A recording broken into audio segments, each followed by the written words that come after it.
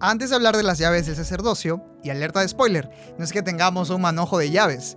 Debes saber qué es el sacerdocio y aquí te daré un resumen.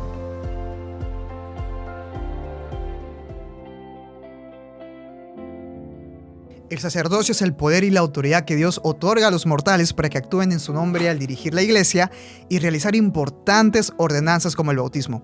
En tiempos del Antiguo Testamento, solamente los levitas podían ostentar el sacerdocio. Hoy en día, todo hombre digno y miembro de la Iglesia de Jesucristo puede recibir el sacerdocio. Aquí es donde debo aclarar que no se recibe el sacerdocio leyendo la Biblia o estudiando teología, o inclusive por creer sinceramente en Dios. Tal como dice Hechos capítulo 8, ciertamente es algo que no se puede comprar. Para recibir el sacerdocio se tiene que ser ordenado por alguien que ya posee ese sacerdocio, creando así una línea de autoridad sacerdotal que redirige directamente a Jesucristo. Ahora, para contextualizar mejor, recordemos que en el Nuevo Testamento Jesucristo escogió a los 12 apóstoles, los ordenó dándoles el sacerdocio y por consiguiente los apóstoles ordenaron obispos y otros líderes para ayudar en la rápida expansión de la iglesia. Está muy claro que había una jerarquía de líderes en la iglesia primitiva y parte de aquella jerarquía estaba basada sobre los que conocemos como las llaves del sacerdocio o como mi amigo David Snell le gusta decir, los permisos del sacerdocio. Y aquí usaré un ejemplo. Yo soy un poseedor del sacerdocio ordenado, por ello tengo poder y autoridad para realizar ciertas cosas como otorgar bendiciones del sacerdocio a miembros de mi familia. Pero hay otras actividades que solo puedo realizar cuando son autorizadas por el líder que posee las llaves del sacerdocio o los permisos sobre esas actividades. Me gusta pensar que el presidente Russell M. Nelson y yo poseemos el mismo sacerdocio, pero él está autorizado para dirigir la iglesia porque él posee dichas llaves. Él tiene ese permiso del sacerdocio, yo no lo tengo. Por eso es importante entender lo que el sacerdocio es, pero también es vital que entendamos ese concepto sobre las llaves del sacerdocio también. Y una vez más, para argumentar lo que estoy explicando, veamos lo que tiene la página de la iglesia para decir.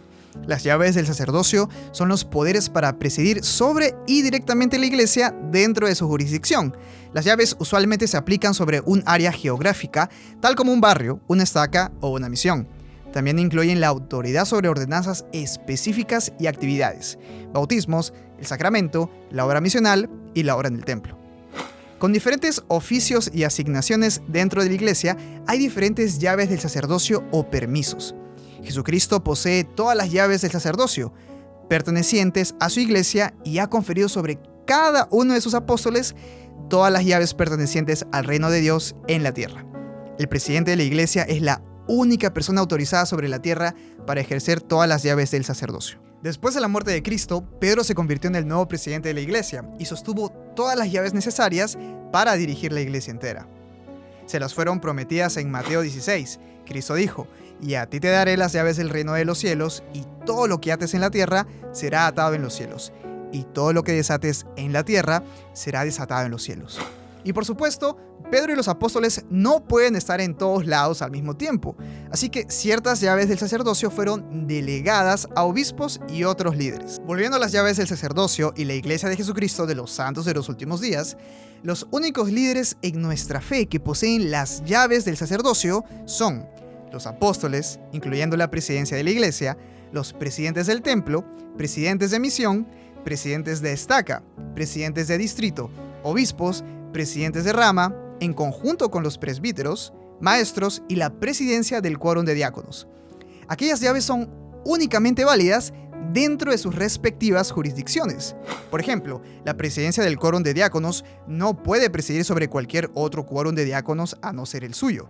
¿Y qué hay de los que tienen un llamamiento en la iglesia? Por ejemplo, ¿qué hay de los presidentes de la escuela dominical o de los maestros de la primaria?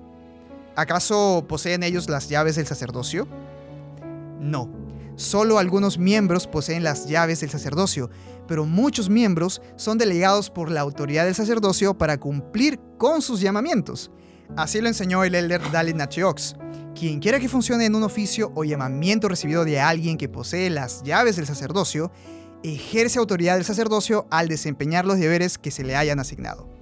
Los santos de los últimos días creen que las llaves del sacerdocio necesarias para dirigir la iglesia se perdieron después de la muerte de los apóstoles y la iglesia entró en una espiral de apostasía. creemos que el sacerdocio mismo y las llaves del sacerdocio fueron restauradas al profeta José Smith en la década de 1800 por una serie de mensajeros celestiales. Las llaves del sacerdocio son esencialmente el marco de la cadena de mando del sacerdocio, a falta de una frase mejor. Las llaves mantienen organizada la administración de las ordenanzas del Evangelio y las llaves ayudan a mantener organizados a los miembros en sus unidades, quórumes y llamamientos. Listo chicos, ahora ya sabemos la diferencia entre las llaves del sacerdocio y el sacerdocio en sí y lo importante que es saberlo. Cualquier pregunta, déjalo aquí en los comentarios y nos vemos en un próximo episodio de Fe y Creencias. No se olviden de seguirnos en todas nuestras redes sociales como masfe.org. ¡Hasta luego chicos!